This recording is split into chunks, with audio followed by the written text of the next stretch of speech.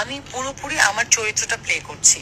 আমি এমন একটা চরিত্র প্লে করছি যেটা কিনা স্পেশাল চাইল্ড, একজন অটিস্টিক আমরা যাকে বলি, এবং তার চরিত্রের প্রয়োজনে সে মারতে পারে, মানুষকে কামড় দিতে পারে, পানিতে চুবিয়ে মেরে ফেলতে পারে, অনেক এরকম ঘটনা ঘটাতে পারে।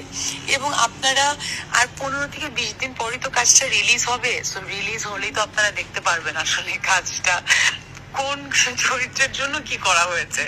সো সে এমন ভাবে হয়তো লাইভ করেছে যে আমি হয়তো তাকে পার্সোনালি অ্যাটাক করেছি। পার্সোনালি অ্যাটাকের কিছুই নেই এখানে, এটা তার বুঝতে ভুল হয়েছে।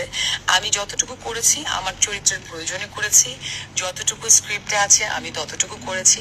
ইম্প্রোভাইজ হয়ে যায়, বাট ওটা পুরোপুরি চরিত্রের মধ্যে থেকে করতে হয়। সো আমি চরিত্রের বাইরে কিছুই করিনি, এটা তার দুর্বলতা, এটা সেই মেয়েটার ব্যক্তিগত দুর্বলতা যে সেটাকে প্রফেশনাল ব্যাপার থেকে বের করে এটাকে ব্যক্তিগত সমস্যা হিসেবে নিয়েছে। এবং ব্যক্তিগত সমস্যা হিসেবে সে কেন নিয়েছে এটা সে খুব ভালো করে জানে। এটা আসলে এটা নিয়ে আমার বলার কিছুই নাই। এবং সবচেয়ে বড় কথা, এখানে আমাদের সিনিয়র আর্টিস্ট আছেন, এখানে আমাদের ডিরেক্টর আছে, এখানে পুরো টিম আছে, তারা দেখেছে, তারা জানে যে আসলে কতটা প্রফেশনালি প্রতিটা মানুষ এখানে কাজ করছে।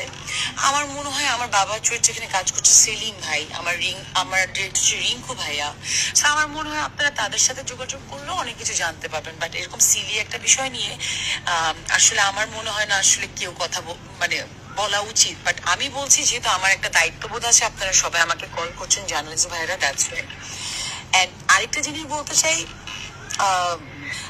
আমার চরিত্রের প্রয়োজনে আমি যেটা করা দরকার আমি সবসময় সেটাই চেষ্টা করি, আমি সেটাই করেছি। এখন এটা হয়তো আপনাদের কিছু মানুষের ভালো লাগতে পারে, কিছু মানুষের ভালো নাও লাগতে পারে, বাট আমার যেটা অ্যাজ অ্যান আর্টিস্ট মনে হয়েছে আমি সেটা করেছি। আরেকটা বিষয় আমি খুব মানে বলতেই চাই, যেটা একটু আমার কাছে সেন্সিটিভ লাগলো, আমি যে ক্যারেক্টারটা প্লে করছি এখানে পরিষ্কার থাকার কোনো স্কোপ নেই।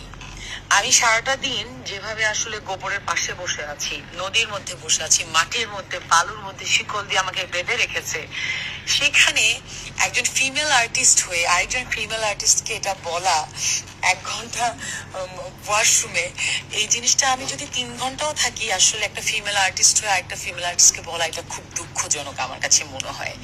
আমি বলবো মানে এটা আসলে অনেক দুঃখজনক যে একজন ফিমেল আর্টিস্টকে নিয়ে কথাটা বলেছে। একজন একজন অ্যাক্ট্রেস হয়ে তো তার বোঝা উচিত যে আচ্ছা আচ্ছা একজন অ্যাক্ট্রেস কি কি ক্যারেক্টার প্লে করছে। সো এটাই আপনারা যখন দেখবেন আপনারা সব বুঝতে পারবেন। বাকিগুলা তো সব আমি বলবো যা যা বলেছে, আমার এখানে অনেক মানুষ আছে টিমে। সো জিনিসগুলা তো ইন্টেনশনালি তার বলা কিনা আমি জানিও না, এটা ব্যক্তিগতভাবে কোনোভাবে আক্রমণ করা কিনা সেটাও আমি জানি না।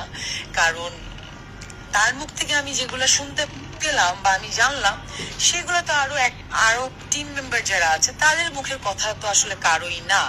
সো ওই জায়গা থেকে বলবো এটা পুরোপুরি ব্যক্তিগত একটা আক্রমণ, আর কিছুই না। কাজটার জন্য আমরা অনেক কষ্ট করেছি। কাজটা যখন মানুষ দেখবে, মানুষের কাছে আরো ক্লিয়ার হবে।